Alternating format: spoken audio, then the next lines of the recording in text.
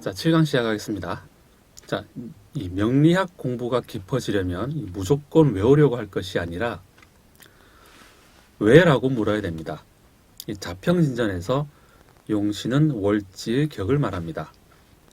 심여첨은 이 용신의 변화가 이 월지의 지지와 지장간이 있으니 그로 인하여 격이 변화한다고 하였습니다. 또 자오묘유를 제외하고는 이 지장간이 2개 이상이기에 용신이 변화한다고 주장합니다.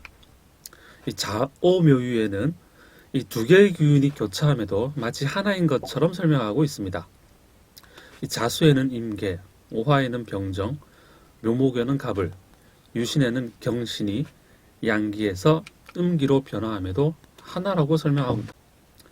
또 성격이 파격으로, 파격이 성격으로 이 변화함을 논하는 장에서는 팔자의 변화는 한 가지가 아니고 성격과 파격으로 나누어지지만 이 변화가 막측하고 성격이 파격으로, 파격이 성격으로 변하는 신기함이 있다고 주장하였습니다. 자, 이 의미는 이 격을 결정함에 다양하고 변화가 무쌍하기에 이 결정하기 어렵다는 뜻입니다. 즉, 이 격의 취용은 혼란스러운 것, 더 큰 문제는 이 성격과 파격이 이 사주팔자 원국에서조차도 변화가 막측하다고 해버립니다. 이 황당하지 않으십니까? 여기에 대운과 세운까지 가면하면 이 정신 못 차리는 것은 당연합니다. 왜 이런 변화가 이 막측한 이 황당한 이론을 만들어서 한국 사람 힘들게 합니까? 자, 이런 문제는 나중에 다루기로 하고, 자, 오늘은 이 사주팔자 공부하는 사람들은 한 번쯤은 들어봤을 이 용신의 정체를 살펴보겠습니다. 이 사주팔자는 내가 태어났던 순간의 시공간을 기록하는 것이며 평생을 살아가는 과정에 기륭을 판단하는 근거라고 생각합니다. 즉, 이 사주팔자가 없다면 용신을 결정할 수가 없습니다. 하지만 각도를 조금만 달리하면 이 사주팔자란 내가 태어날 때 받은 전생의 업보라는 것을 느낍니다. 즉, 내가 평생을 살아가는 과정에 어떤 고민을 하고 그것을 어떻게 해결할 것인가를 묻는 겁니다. 자, 이런 관점은 좀 철학적이라 나중에 한번 다루어 보겠습니다. 자, 그럼 이 용신의 문제로 돌아가서 이 사주를 분석하는 사람이 이 사주를 보고 생각하고 판단합니다. 목 오행이 부족하니 목을 보충해 줘야 좋겠군. 자, 그렇다면 이 누가 결정해 버린 용신입니까? 이 사주를 풀어주는 사람이죠. 내 의지와는 전혀 상관없이 그 사람이 내 인생의 용신을 결정해 버렸습니다. 자, 문제는 거기에서 끝나지 않습니다. 목화 토 금 수 용신이 이 보는 사람마다 다르다고 합니다. 마치 이 자평진전 격국 정하는 것처럼 이 엿장수 마음대로입니다. 자, 정리하면 이 내 사주팔자에 부족한 점이 있고 그 문제를 해결해 주는 것이 용신이라는 겁니다. 그 용신은 내 사주팔자의 쓰임을 좋게 만들고 한번 정하면 평생 사용한다고 생각해 버립니다. 여기에는 엄청난 논리 허구가 있음에도 이 사람들은 내 사주팔자 용신은 뭐냐고 질문합니다. 자, 이 용신은 누가 정했습니까? 내가 보러 간 곳의 사주 상담자가 결정했습니다. 내가 한 것이 절대로 아닙니다. 또 이 보는 사람마다 용신이 달라집니다. 그래서 도대체 무엇이 맞는지 차라리 내가 공부하고 말아야지 하면서 공부를 시작합니다. 자, 이 또 다른 문제가 뭐냐면 이 용신을 사주팔자 원국에서 찾습니다. 이 행위가 얼마나 황당한 겁니까? 이 8개의 글자로 정해진 사주팔자를 기준으로 이 멈추어진 시공간에서 용신을 정하고 그것이 평생 동안 동일하게 용신으로서의 역할을 한다고 주장하는 이 어리석음을 믿어야만 하는지 한번 곰곰이 생각해 보십시오. 심각한 문제입니다. 자, 내가 태어날 때 받은 사주팔자는 그 순간의 시공간 기록에 불과합니다. 그런데 내가 호흡을 하는 그 순간부터 시간과 공간이 변화하면서 에너지 파동이 계속 바뀝니다. 이게 오죽하면 주역이라고 했겠습니까? 계속 시공간은 변한다는 겁니다. 자, 예로 이 수기가 가득하여 용신을 화기로 정했다고 칩시다. 만약 대운이 중년에 계속 병진, 정사, 무호, 기미로 40년을 흐르면 이때도 용신을 화기라고 주장할 겁니까? 이 태어날 때 받은 사주팔자와 상관없이 우리의 시간과 공간은 수시로 바뀌면서 원래는 쓸모가 없던 목이 수기를 만나 생기를 얻고 성장하여 쓸모가 있게 되고, 또 쓰임이 좋았던 화기는 강력한 수기를 만나 어둠 속에서 빛을 잃어버립니다. 자, 이렇게 용신을 정하고 평생 동일한 용신을 쓴다는 것을 믿을 것이 아니라 시공간이 어떻게 변화하는가를 읽어야 하는 겁니다. 이 존재하지도 않는 용신을 마치 만병통치약처럼 믿을 것이 아니라 내가 타고난 사주팔자의 시공간이 어떻게 변화하는가를 읽어야 합니다.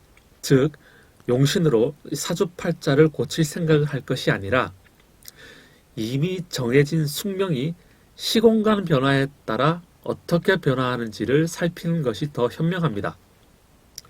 사주 상담자가 정한 용신이 오던 오지 않던 정해진 내 운명은 바뀌지 않습니다. 타고난 사주팔자에서 용신을 정하는 행위가 얼마나 어리석은 짓인가를 비유해보죠. 예로 결혼하기 전에 평생 너만 사랑할게 약속하고선 3년만 지나면 사내 못 사내 싸우고 있습니다. 또 오늘 오전에는 신랑이 너무도 멋져 보이더니 오후에는 원수처럼 느껴집니다. 이처럼 용신을 정하고 평생 동일한 용신을 사용한다는 것은 마치 사랑이 영원할 것이라고 억지 부리는 것과 같습니다. 왜 변하죠? 바로 시공간이 변화하기 때문입니다. 어제도 나였고 내일도 나임에도 내 생각은 끊임없이 변하고 내가 접한 환경은 수시로 변하는데, 태어날 때 받은 사주팔자 용신은 항상 고정불변이라고 주장하는 이 사주 상담자의 말을 믿으십니까? 차라리 제 말을 믿으십시오. 자, 용신 타령의 또 다른 큰 문제는 마치 이 용신이 정해지면 그 용신을 극하는 글자는 무조건 나쁘다고 생각해버립니다. 극히 이 단순한 생각에 입각한 설명이지만 이 터무니없기는 마찬가지입니다. 위에서 설명한 것처럼 이 화용신으로 결정했는데 중년에 계속 강한 화기로 흐르면 오히려 화용신을 극해져야 하는 상황으로 바뀝니다. 이 얼마나 황당한 상황입니까? 이 기껏 용신을 정해놨더니 그 용신을 극해야만 한다니, 이 도대체 용신은 왜 정하냐는 겁니다. 정하지 않으면 그만이죠. 마치 이리저리 보는 사람마다 달라지는 격국 명칭 정하지 않으면 그만입니다. 격국 명칭 정하지 않으면 누가 뭐라고 합니까? 아무 일도 발생하지 않습니다. 오늘이라도 당장 나 정관격 할래 하고 지켜보십시오. 평생 아무 일도 생기지 않습니다. 용신을 극하는 글자는 무조건 나쁘다. 이 문제를 다시 살펴보겠습니다. 원국에서 용신을 정해도 그 용신은 언제라도 배반 때리고 기신으로 바뀔 수 있습니다. 따라서 용신을 정하고 그 용신을 극하는 오행은 무조건 흉하다고 생각하는 것 또한 엉터리죠. 용신이 기신으로 바뀌는 마당에 용신을 극한다고 그게 꼭 나쁜 겁니까? 이때 용신을 극하는 글자를 기신으로 보는 행위는 두 글자 사이의 생극 개념이라는 것이 느껴지십니까? 자, 문제는 이 사주팔자에 두 글자만 있습니까? 이 8개나 있으니까 가능한 3자간, 4자간 조합으로 읽으려는 노력을 해야 합니다. 자, 예를 들어 정화가 신금을 만나면 이 신금을 극한다고 생각하지만 정화에 뜨거워진 신금이 임수나 개수를 만나면 정신임, 정신계 조합으로 바뀌면서 100억도 벌어들입니다. 뭔가 좀 이상하지 않으십니까? 이 정화가 기신이면 임수나 개수가 정화를 극해서 좋다고 합시다. 자, 그런데 이 정화가 용신이면 임수가 개수가 극하면 나빠야 하는데도 100억을 벌어들입니다. 그렇습니다. 이 용신이라는 억지에 용신을 극하면 나쁘다는 생극론의 억지까지 가미되면서 이 기가 막히는 황당한 이론들이 나오는 겁니다. 자, 사주 예문을 살펴보겠습니다. 자, 이 구조에서 용신이 무엇이라 보이십니까? 자, 첫 번째, 이 편관격에 개수인성이 용신이라 보이십니까? 자, 두 번째, 편관 흉신을 제살하는 정화 식신이 이 용신이라고 보이십니까? 1번으로 생각하면 개수가 개미로 무력하고, 또 정화를 용신으로 정하면 정해로 무력하고, 개수가 충해서 더욱 무력합니다. 결론적으로 쓸만한 것이 없는 사주처럼 보입니다. 자, 이렇게 어떤 하나의 글자를 용신으로 정해버리면 자동적으로 용신을 공격하는 글자는 무조건 나쁘다는 강박관념을 갖게 됩니다. 이 세상의 이치가 타협과 조정에 의해서 변화해 간다는 것을 부정하는 겁니다. 오로지 내 편이거나 이 적군이어야 한다는 이 논리에서 벗어나지 못하는 겁니다. 이제 이 극단적인 용신 타령에서 벗어나 위에서 잠시 언급했던 삼자간 조합으로 살펴보겠습니다. 만약 이 구조에서 이 개수가 없다면 이 수많은 신에너지들은 모두 목을 향하여 갑니다. 자, 왜냐하면 이 신금에게 을목은 삶의 목적, 터전, 이 양생처와 같기에 을목을 활용하려고 합니다. 이 당하는 을목은 신유의 이용 대상으로 괴롭습니다. 자, 그런데 개수가 있으니 신유는 을목을 향하는 마음이 줄어듭니다. 오히려 개수에 들어가 시종자를 목으로 바꾸려고 시도를 합니다. 그것이 신유의 본성입니다. 자, 그런데 이런 관계는 금수조합으로 차가운 금기가 수기를 만나서 더욱 차갑고 날카로워집니다. 자, 만약 이때 정화가 있다면 신유에게 열기를 전달할 수 있습니다. 자, 이때 오해하지 말아야 할 것은 이 정화가 신유를 극한다고 보면 안 됩니다. 자, 이 신유 시종자는 이 열기가 없다면 해월의 갑으로 바뀌지 못합니다. 콩을 물에 풀었는데 적절한 열기가 없으면 절대로 콩나물로 바뀌지 않고 얼어 죽어버리는 겁니다. 따라서 이 신유가 개수에 풀어지려면 정화의 열기가 반드시 필요합니다. 따라서 정화가 신유를 극하는 것이 아니라 신유의 쓰임을 더욱 좋게 만들어 개수를 향하게 합니다. 이 양자간 생극 관계가 이 안정적인 삼자간 글자 조합으로 관계를 형성하면서 정신계, 정신임 조합을 이루었습니다. 자, 개수가 없다면 오로지 을목을 괴롭히던 신금의 마음은 온통 개수를 원하게 됩니다. 또 이 원국에서 강한 금기들을 개수 혼자서 감당하기 힘들었는데 이 시지의 해수까지 있으니 유금은 해수를 향합니다. 자, 이제 글자들의 쓰임이 좀 다르게 보이십니까? 이 세 개의 글자가 균형을 이루면서 발전한다는 관점으로 살피면 무조건 용신을 극하는 글자는 흉신이나 기신이라는 생각에서 벗어납니다. 이 남녀 사이는 좋을 때는 매우 좋지만 사이가 틀어지면 끝장나버리지만 자식이 생기면 자식이 부부 사이를 중재하는 이치입니다. 자, 예로 이 사주에서 개수가 없다면 어떻게 되겠습니까? 식신제사라는 구조로 살피는 분들은 이 개수가 정화용신을 극하니 흉신이라 생각하시겠지만 이 정화의 열기를 품은 신유는 틈만 나면 을목을 자르려고 합니다.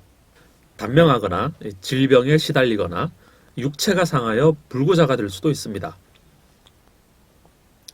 자, 그래도 식신제살이 좋다고 하시겠습니까? 또 신유가 개수가 있어서 이 살인상생이니 좋다고 하시겠지만 이 에너지의 작용력을 전혀 모르는 겁니다. 정화가 신금에 열기를 가하고 개수나 임수에 풀어지면 가치가 100배 더 높아집니다. 생각해 보십시오. 이 정화가 없으면 신유, 개해로 엄청나게 차갑고 무거워지면서 이 을목의 활동력은 극도로 위축되는 겁니다. 이런 삼자간 조합을 정신임, 정신계 조합이라고 부르는 겁니다. 글자가 하나 있고 없고에 따라서 100억짜리와 3억짜리만큼 차이가 큽니다. 마치 병장과 장군만큼 차이가 큽니다. 이제 좀 다른 세상이 보이십니까? 사주팔자 원국 구조가 좋습니다. 여기에 대운 흐름을 참조하면 됩니다. 만약에 수로 흐르면 수기는 충분하니 자동적으로 화를 활용할 것이고, 화로 흐르면 반대로 수를 활용하려고 합니다. 이에 따라서 직업 물상이 달라지겠죠. 무엇이 좋다 나쁘다의 문제가 아니라 선택의 문제라는 겁니다. 자, 이 사주 대운은 사우미로 흐릅니다. 따라서 정화가 제사라는 용신이라 좋다고 생각하셨습니까? 이 사오미를 흐르면서 신유의 강하게 열기를 자극하면 이 신유는 무슨 짓을 할까요? 이 열기를 품은 신유는 을목을 보면 이 찔러댈 것이 뻔합니다. 따라서 식신제살 기능은 강해지는 대신 개수와 해수가 없었다면 이 을목은 신유에 잘려서 단명했을 겁니다. 식신제살 좋다고 말하면 뭐합니까? 사주 당사자는 죽고 없는데. 이 강한 화기가 신유를 극할 때 식신제살, 용신 정화를 괴롭힌다고 생각했던 개수와 해수는 신유의 가치를 극대화시켜주는 매우 좋은 역할을 하는 겁니다. 높은 지위까지 오르게 만들어주는 겁니다.